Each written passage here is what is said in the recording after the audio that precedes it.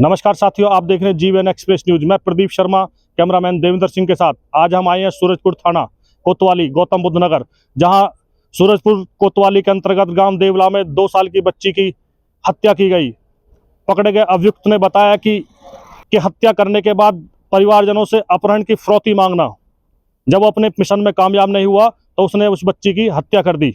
सूरजपुर कोतवाली पुलिस द्वारा अभियुक्त को गिरफ्तार किया गया।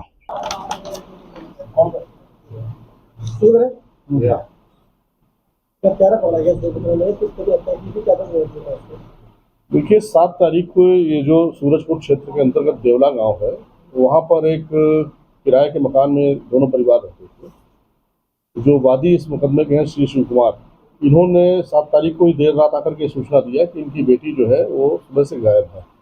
2 साल की बच्ची थी इनकी। उसको ढूंढने का वो अपने स्तर से प्रयास करते रहे। जैसे ही सूचना आई, पुलिस ने पूरा मुकदमा पंजीकृत किया। उसके बाद 3 टीमें लगी इसकी तलाश के लिए। हम लोग तलाश में लगे ही थे। 9 तारीख को उसी मकान में जो दूसरा एक किराएदार राघवेंद्र राघव जो रहता है, जो मूल निवासी उसका बलिया का है, ये इसके कमरे से दुर्गंध आने लगी। जब दुर्गंध आई तो पुलिस को सूचना हुई, पुलिस टीम पहुंची, फॉरेंसिक टीम पहुंची। तो कमरे में जब तलाशी ली गई तो एक पिट्ठू बैग में इस बच्ची की लाश बरामद हुई। पोस्टमार्टम पंचायतनामा की सारी कार्रवाई संपन्न हुई। उसमें जो मृत्यु का कारण आया वो स्ट्रैंगुलेशन आया, गले को दबा करके हत्या की गई। हमारी टीमें तुरंत लग गई और हम लोग इसको गाजियाबाद से गिरफ्तार कर पाने में सफल रहे। जब पूछताछ इससे हुई है तो इसने इसका मोटिव ये बताया है कि इसके मन में ये आ गया था कि हम इस लड़की को लेकर के अपहरण करने को दिखा करके पैसा वसूली इनसे कर सकते हैं। कुछ इनके पास जो कहीं मकान बनवा रहे थे या कुछ इनके आर्थिक लेन देन की कुछ जानकारी इसको नज़दीकी की वजह से हो गई थी कि इनके पास पैसा है और ये हमें दे सकते हैं।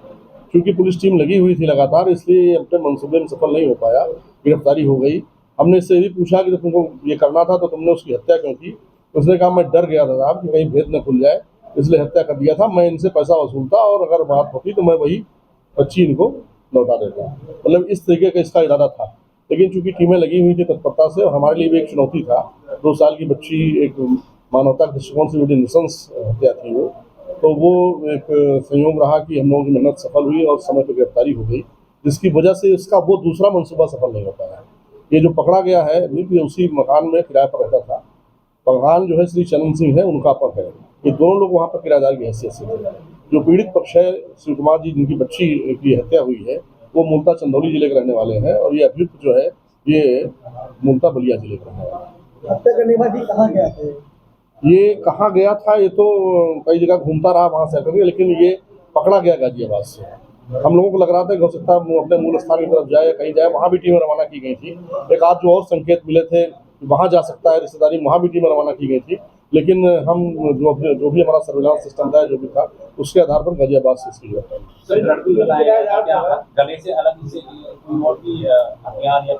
नहीं, कुछ नहीं। जो जिस साल से इसने गला घोटा था वो साल भी वहीं से बरामद हुआ है, जिस साल से घोटा था। और जो पोस्टमार्टम रिपोर्ट है वो भी उसकी पुष्टि करती है स्ट्रैंगुलेशन की। जहाँ पे रेंट पे रहा करता था वहाँ से पुलिस वेरिफिकेशन होती क्या?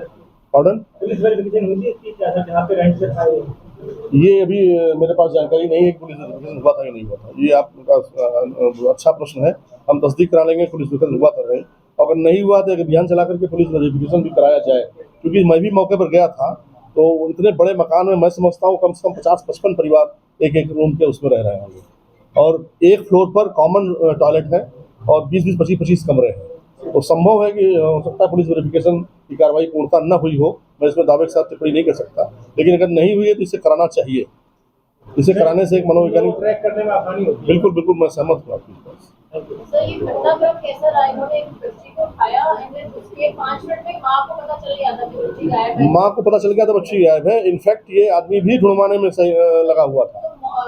मर्डर किस टाइम पे करा? पकड़ते ही डर गया वो एकदम से? पकड़ते ही नहीं डर गया, बाद में जब थोड़ी देर पकड़ा और उसके बाद इसको लगा कि बच्ची आवाज़ कर सकती है, बाहर शोर हो सकता है, तो मंसूबा तो इसका क्लियर था पहला कि हमको ये करना है। अगर बच्ची किसी तरीके से आवाज़ कर देती, वो करता, तो इसने उसका गला घोट करके उसको उसी बैग में। पुलिस को शक कैसे गया? पुलिस को शक इसलिए गया कि ये पहले तो वहाँ एक्टिव दिखा, ढूंढने में भी मददगार दिखा। कुछ लोग बताते हैं थाने की तरफ भी आया, यहाँ थाने पर भी पूछा कि साहब उसकी क्या FIR लिखी गई, क्या जानकारी की गई। उसके बाद ये बंद हो गया दिखना। तब ये शक हुआ कि यहाँ का कौन आदमी मिसिंग है।